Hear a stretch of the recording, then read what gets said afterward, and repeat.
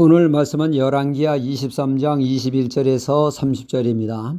사흘만 세상을 볼 수 있다면 첫째 날은 사랑하는 이의 얼굴을 보겠고, 둘째 날은 밤이 아침으로 변하는 기적을 보며, 셋째 날은 사람들이 오가는 평범한 거리를 보고 싶습니다. 다른컨대 본다는 것은 가장 큰 축복입니다 라는 유명한 말을 남긴 헬렌 켈러는 어릴 때는 정상으로 태어났으나 생후 10개월 때에 내막 척수염으로 하루아침에 시력과 청력을 모두 잃게 되어 삼중 장애를 겪게 되어집니다. 시각장애, 청각장애, 언어장애로 말이죠.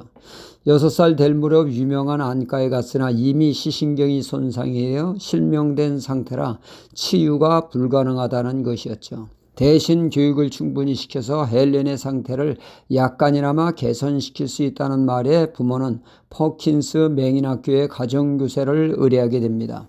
이때 온 사람이 그 유명한 앤 설리번 선생님이었죠. 설리번은 헬렌에게 극도의 인내심을 가지고 손바닥에 글씨를 쓰는 방식으로 언어를 가르쳤습니다. 설리번의 도움으로 6살 때의 헬렌은 퍼킨스 맹학교에 입학하여 정식으로 교육을 받게 됩니다. 그리하여 훗날 그녀는 작가이자 교육자 그리고 운동가로서 정상인 못지않은 탁월한 삶을 살게 되었고, 많은 사람들에게 선한 영향을 끼치게 되었습니다. 헬렌 켈러가 이 어려운 장애를 극복할 수 있었던 1등 공신은 바로 앤 설리번 선생님이었습니다. 그녀의 탁월한 지도력이 헬렌으로 하여금 장애를 극복하게 한 것입니다. 설리번은 헬렌 켈러의 훌륭한 멘토였던 것이죠. 우리가 사용하는 멘토는 자신의 경험이나 지식을 바탕으로 다른 사람을 지도하고 조언해주는 사람을 뜻하죠. 그 유래는 이렇습니다. 고대 그리스 이타이카 왕국의 왕 오디세우스가 트로이 전쟁을 떠나며 자신의 아들 텔레마코스를 한 친구에게 맡겼는데 그 친구의 이름이 멘토였습니다. 멘토라고 하는 친구는 오디세우스가 전쟁에서 돌아오기까지 아들 텔레마코스에게 친구가 되기도 하고, 때로는 스승이 되기도 하고, 카운슬러가 되기도 하고, 때론 아버지의 역할까지 해주었다고 합니다. 그로 인해 텔레마코스는 아주 지혜로운 왕으로 성장할 수 있게 되었던 것입니다. 그래서 멘토라고 하는 이름이 이렇게 사용되게 되었습니다. 헬렌 켈러가 설리번이라고 하는 탁월한 멘토의 지도를 받음으로 탁월한 삶이 가능했던 것입니다. 멘토가 있느냐 없느냐의 차이는 엄청난 차이를 보이게 되어집니다. 우리 주변에 탁월한 멘토가 있다는 것은 커다란 축복이 아닐 수 없습니다. 사회적인 삶에도 멘토가 필요하듯 신앙생활에 있어서도 멘토는 더더욱 필요합니다. 이스라엘 왕 초대왕 사울왕과 다윗의 차이는 무엇입니까? 사울왕에게는 멘토가 없다는 것이죠. 다윗에게는 멘토가 있다는 차이입니다. 사울왕이 이런저런 이유로 사고를 많이 칩니다. 자충우돌합니다. 그러나 그 주위에 그 누구도 그를 지도하고 깨우쳐준 사람이 없습니다. 그러니까 그의 인생 막 나가다가 비극적인 삶을 마쳤습니다.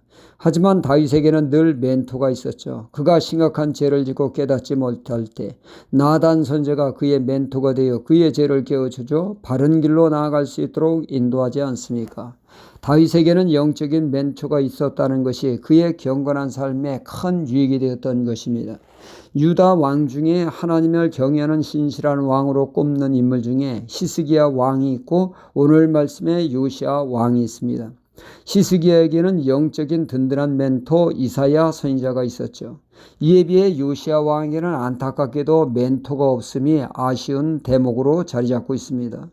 요시야 왕에게 영적인 멘토가 있었다면 그는 불행한 죽음을 맞이하지 않았을 것입니다. 히스기야나 요시야나 똑같은 상황에 요시야는 불행한 결과를 낳게 되었죠. 히스기야 왕은 아수르의 대군에 이끈 랍사게가 협박을 하게 되죠. 순순히 항복하라고 말입니다. 그가 여러 가지를 이야기했는데 그 중에 이런 말을 합니다. 내가 우연히 이곳에 왔느냐? 내가 믿는 여호와 하나님이 나를 보냈다. 그러니 하나님 말씀에 너는 순순히 항복하라고 합니다. 히스기야는 이 말에 속지 않았습니다. 속지 않았던 것은 그에게 영적인 멘토 이사야가 있었기 때문입니다. 똑같이 요시야 왕은 애굽 바로누고가 무기토에서 전쟁을 치를 때 바로누고는 하나님의 말씀이다, 나와 싸우지 말라고 합니다. 이 말이 바로누고의 한 말인지 하나님의 말인지를 가르쳐줄 멘토가 없어 요시야는 애굽의 바로누고와 자신이 유리한 대로 말한 것으로 알아 전쟁을 함으로 안타깝게 전사하게 됐습니다. 그때 바로누고의 말은 하나님의 말씀이었던 것입니다. 그는 그의 하나님의 말씀을 분별하지 못하고 지도해주는 사람이 없어 39살의 젊은 나이에 세상을 떠나게 되었던 것이죠. 우리의 신앙생활에 영적인 멘토가 필요합니다. 영적인 멘토의 지도를 받을 때 더욱더 복음적인 신앙으로 우뚝 서게 되어지죠. 신앙은 날로 성장하게 되어집니다. 우리 모두에게 영적인 멘토를 만나고 또 지도받는 신앙이 되기를 축복합니다. 할렐루야.